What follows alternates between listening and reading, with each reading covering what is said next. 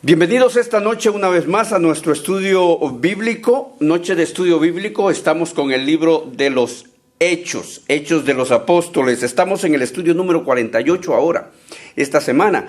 Y vamos al capítulo número 14,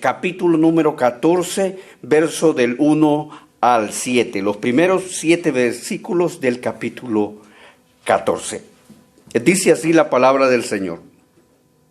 Aconteció en Iconio que entraron juntos en la sinagoga de los judíos y hablaron de tal manera que creyó una gran multitud de judíos y asimismo de griegos. Mas los judíos que no creían excitaron y corrompieron los ánimos de los gentiles contra los hermanos. Por tanto, se detuvieron allí mucho tiempo hablando con denuedo, confiados en el Señor, el cual daba testimonio a la palabra de su gracia, concediendo que se hiciesen por las manos de ellos señales y prodigios, y la gente de la ciudad estaba dividida. Unos estaban con los judíos y otros con los apóstoles, pero cuando los judíos y los gentiles, juntamente con sus gobernantes, se lanzaron a afrentarlos y a apedrearlos, habiéndolo sabido, huyeron a Listra y Derbe, ciudades de Licaonia, y a toda la región circunvecina. Y allí predicaban el Evangelio. Padre, bendice tu palabra en el nombre de Jesús. Ilumínanos con tu poder y tu sabiduría. Amén y amén. Bien, en el capítulo anterior estudiamos cómo Pablo y Bernabé fueron expulsados de Antioquía de Pisidia por un grupo de judíos celosos, como lo estudiamos, porque estos misioneros anunciaban un evangelio de puertas abiertas para todo el que se entregara a Cristo. Ahora han llegado a una nueva ciudad, pero con el mismo patrón de evangelismo característico de Pablo, llegando también a convertir a una buena cantidad de personas. Los convertidos al cristianismo en Iconio formarán parte de las congregaciones a quienes dirigirá su carta a los efesios, brindándoles también una visita en sus otros viajes misioneros, como en su momento vamos nosotros a poder constatar. Entremos al estudio de estos 7 versículos. Vayamos primero al versículo 1. Dice así: aconteció en Iconio que entraron juntos en la sinagoga de los judíos y hablaron de tal manera que creyó una gran multitud de judíos y asimismo de griegos. Estamos oyendo hablar de la ciudad de Iconio. Iconio era una ciudad de Galacia en el Asia Menor. En el siguiente estudio vamos a poder poner un mapa para ubicar a todas estas ciudades. Es una ciudad muy antigua y en el tiempo del emperador Claudio recibió el nombre de Cladiconium y destacaba por su industria de tejidos de lana. Sobresalía también como una ciudad grande, rica y de gran importancia comercial. Se ubicaba en la elevada y árida planicie de Licaonia, de la cual por algún tiempo Iconio llegó a ser la capital. Estaba a unos 150 kilómetros de Antioquía de Pisidia, de donde venían Pablo y Bernabé, porque nosotros tenemos que recordar que ellos fueron prácticamente forzados a salir de Antioquía de Pisidia. Y en la actualidad esta ciudad de Iconio existe con el nombre de, ¿cómo le llamaremos nosotros? Konya, se escribe con K y la Y, y está en el país de Turquía. Interesante.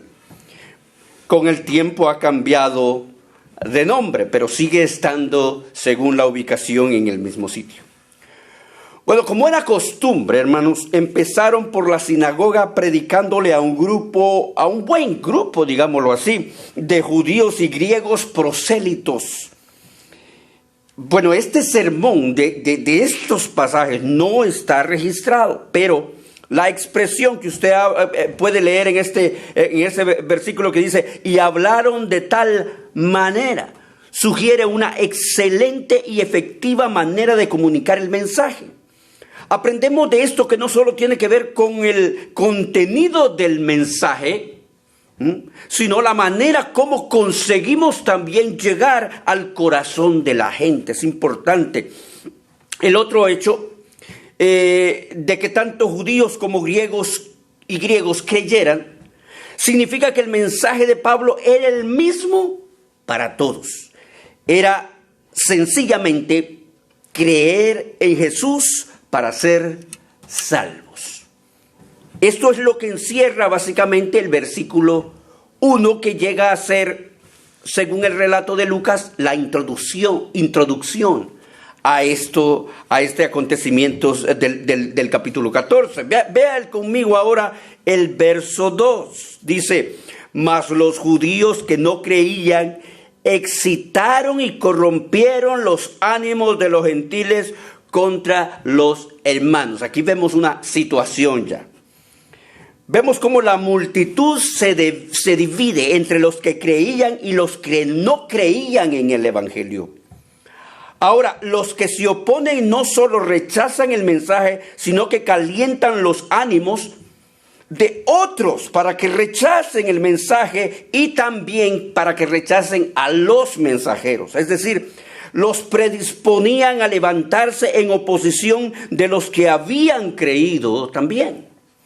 Realmente ellos pensaban que si lograban desanimar a los nuevos creyentes, los apóstoles se tendrían que ir, ya que el rechazo o la aceptación social suele ser determinante en muchos casos de los líderes populares, ¿verdad?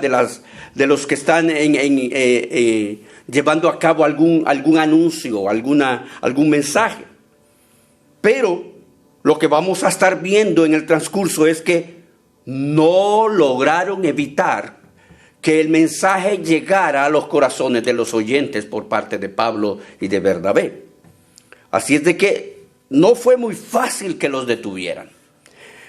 De hecho, si usted mira el verso 3 conmigo, dice: por tanto se detuvieron allí mucho tiempo, hablando con denuedo, confiados en el Señor, el cual daba testimonio a la palabra de su gracia, concediendo que se hiciesen por las manos de ellos señales y prodigios. Lo que acabamos de decir es que no fue muy fácil que detuvieran a estos apóstoles haciendo su oficio, a estos siervos haciendo su oficio. Y eso es lo que constata el verso 3. Mire, aquí dice el verso 3 que se detuvieron allí mucho tiempo, se quedaron todo el tiempo que pudieron o que, digamos, que necesitaban. Se marcharon hasta que fue absolutamente necesario. Se quedaron estableciendo una nueva congregación prácticamente.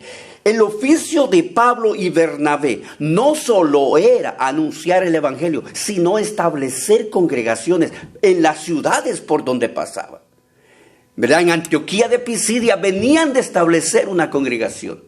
Y ahora que llegan a Iconio, vienen ahí y también están estableciendo una misión ahí. Y se están quedando, ¿para qué? Para poder alimentar a los hermanos con todo el conocimiento de parte de Pablo, de la experiencia misma de Pablo y la experiencia de Bernabé. Los apóstoles se preocuparon de darles todo el conocimiento básico posible para librar la batalla de la fe en una ciudad altamente opositora.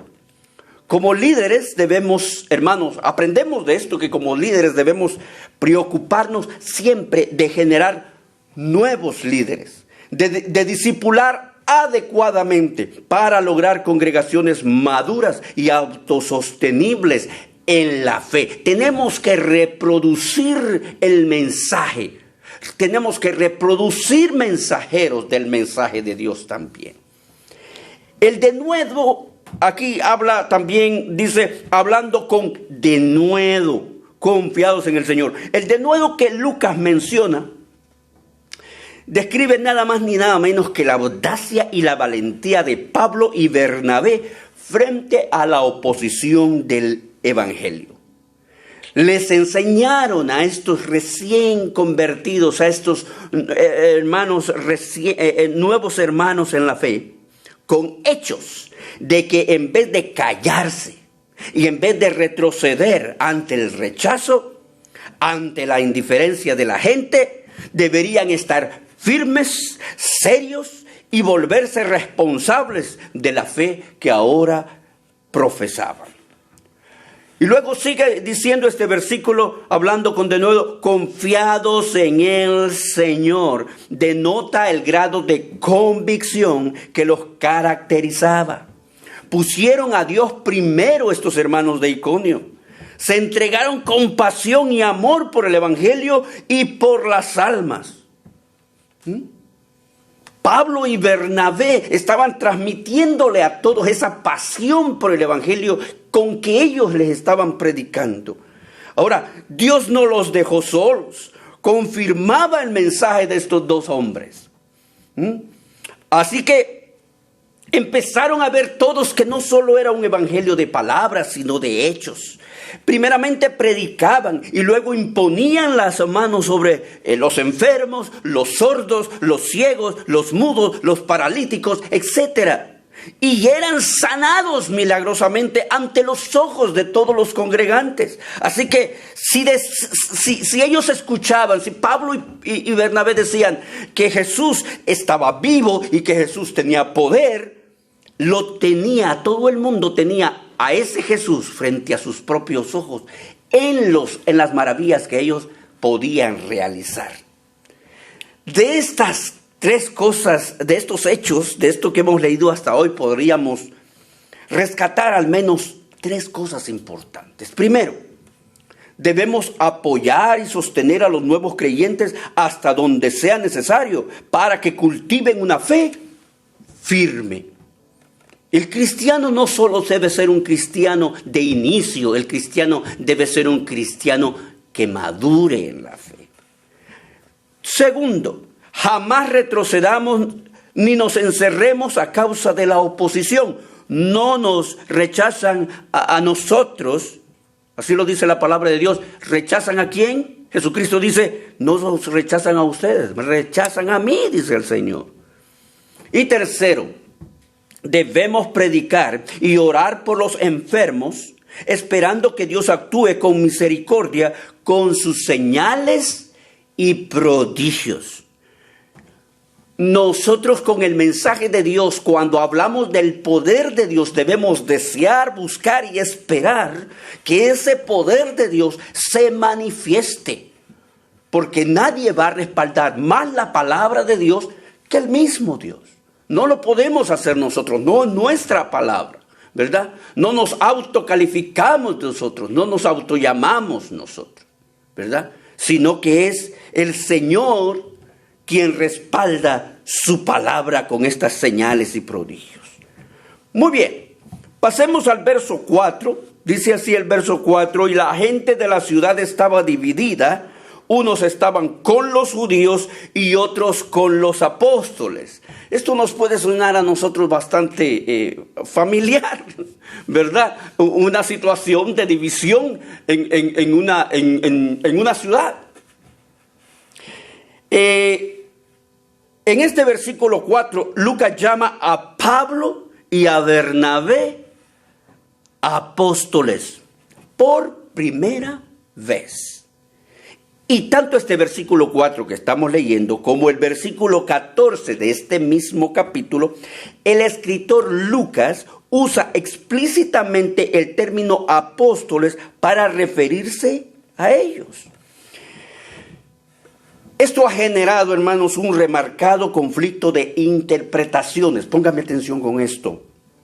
Ya que el término apóstoles en su sentido estricto se aplica únicamente a los 12 que eligió Jesús e incluso a Pablo, porque por definición se apuntan 3 requisitos para ser apóstol. Ponga atención a estos 3 requisitos, estamos hablando, como dije otra vez, lo repito, en el sentido estricto de la definición. Hay 3 requisitos. Primero, haber sido testigo de la resurrección de Cristo. Eso lo vamos a encontrar allá en 1 Corintios capítulo 9, verso 1. Segundo, haber sido elegido explícitamente por el Espíritu Santo de Dios. Hechos capítulo 9 y verso 15 lo constata. Y el tercer requisito para ser un apóstol es tener la capacidad de realizar señales y maravillas. Una capacidad que, por supuesto, el requisito anterior está otorgando, que es el Espíritu Santo de Dios. Constatado ahí en 2 Corintios capítulo 12, verso 12 también. Además de estos tres requisitos, la función principal de un apóstol era establecer las bases de la iglesia neotestamentaria. Esto es importante. ¿Por qué? Porque esta función en el tiempo actual ya no se realiza más porque la iglesia ya está establecida, ¿verdad? En este momento los apóstoles estaban estableciendo la iglesia neotestamentaria. Para nosotros ya está establecida, ¿verdad? Lo que es nuestra congregación, por ejemplo, está siguiendo los pasos de esta iglesia que fue establecida por los apóstoles que el Señor destinó. Bueno, sin embargo, óigame esto, en sentido general, un apóstol era un enviado. Esa es la traducción, apóstol, un enviado a hacer la obra de Dios. Entonces, actualmente, ¿qué estaría más cerca a lo que llamamos un apóstol? Lo que estaría más cerca es el título de misionero cristiano, ¿verdad? Eso sería un apóstol hoy en día. Lucas, quien escribe con un enfoque gentil, no se detiene mucho, usted se da cuenta en este versículo, no se detiene mucho a hacer la diferencia entre Pablo y Bernabé. Y si nos apoyamos en el contexto, vemos cómo no se enfoca en el título de su oficio, sino en la obra que estaban realizando, a lo que ambos habían sido enviados. ¿Qué les diré? Este pasaje lo usan muchos que apoyan el ministerio apostólico hoy en día, ¿verdad? Pero lo cierto es que este título de apóstol les queda demasiado grande a muchos quienes pretenden ostentarlo. Personalmente les diré, hermanos, que el precio que pagaron los primeros apóstoles no sería ni siquiera aceptado por los llamados apóstoles actuales. Así de que es de valorizar una vez más ostentar tal título hoy en día, ¿verdad? La Biblia no está evitándolo, ni promoviéndolo, ni provocándolo, ¿verdad? Como dije al principio, son cuestiones más de interpretación de las Escrituras. Ahora Pablo continuará usando para sí mismo este título con frecuencia en sus cartas en el transcurso del Nuevo Testamento. Bueno, el otro aspecto que este versículo resalta, el versículo 4, es la división que causó el mensaje entre la multitud. Lucas no da detalles, pero viendo las circunstancias, los líderes judíos habían tenido la autoridad religiosa entre los judíos y simpatizantes en la ciudad. Y fíjese, ahora esa autoridad se ve amenazada e incluso rebasada por los apóstoles. Y si nosotros recordamos lo que dijimos en la introducción y en el estudio anterior, se habían despertado los celos de estos líderes por ver la popularidad y por ver el acoge que tenía el mensaje de Pablo y Bernabé. Se habían llenado de celos, ¿verdad? Entonces estos celos llevaron a lograr que se dividiera la audiencia de Pablo y de Bernabé. La Biblia dice aquí, y la gente de la ciudad estaba dividida. Cuando habla de la gente de las ciudades, digamos, toda la ciudad estaba atento al mensaje, pero una gente creía, otra gente no creía, una gente lo rechazaba, otra gente lo aceptaba. Entonces, esto también podría explicarse con la profecía de Jesucristo en Lucas capítulo 12, del versículo 51 al 53, donde dice que Jesús estaba en la tierra para causar disensión, lo dijo el Señor, a causa de que unos aceptarían su fe y otros la rechazarían, aun siendo incluso familiares, ¿verdad? Así es de que nosotros podemos ver eso, no solo en una ciudad, sino en el seno familiar, ¿verdad? En el seno de los amigos, en el seno de la gente. Hay gente que lo acepta, hay gente que simplemente lo rechaza. Es más, en algún momento usted le puede preguntar a la gente y decirle, bueno, ¿y por qué no quieres nada con el Señor? Y ellos dicen, simplemente no quiero, ¿verdad? Es terrible que hoy en día no solo Satanás ha cegado la mente y el entendimiento de la gente, sino que también la gente, por inclinación meramente humana, por su condición pecaminosa, no muestran ningún interés por el mensaje del Evangelio. Es difícil. Entonces allí es donde vemos una división, pero esta división se marca porque no solo se dividieron, se opusieron al mensaje. Mire lo que dice. Mire, hay áreas geográficas dominadas por la autoridad satánica. Y cuando llega el mensaje del Evangelio, este dominio del mal se siente amenazado y desafiado por las fuerzas de Dios. Esto hace visible esa guerra espiritual que se libra alrededor nuestro. Lo que nunca debemos olvidar es que el vencedor siempre será nuestro Señor Jesucristo. Nosotros estamos del lado del vencedor. Nosotros ¿cómo lo afirmamos esto? Nosotros sabemos que a Satanás se le dio la potestad de gobernar en esta tierra. ¿Y cómo lo hace? A través de sus demonios por regiones geográficas. Nosotros debemos pelear guerras espirituales en oración y siempre pedirle al Señor también la protección de Dios, ¿verdad? Porque físicamente no podemos ver, pero espiritualmente se están librando batallas espirituales.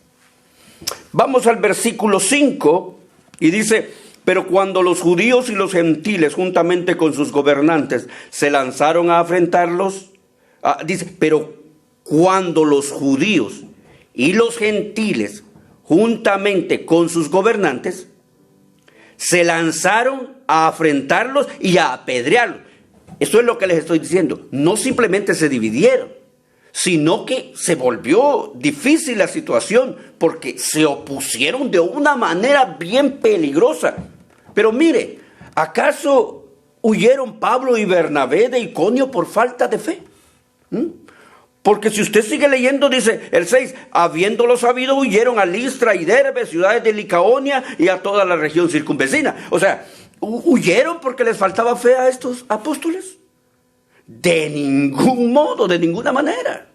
Ellos fueron forzados a alejarse ¿a dónde estaba Listra? Unas 20 millas de distancia a las ciudades de Listra y Derbe, porque no era tiempo de convertirse en mártires todavía.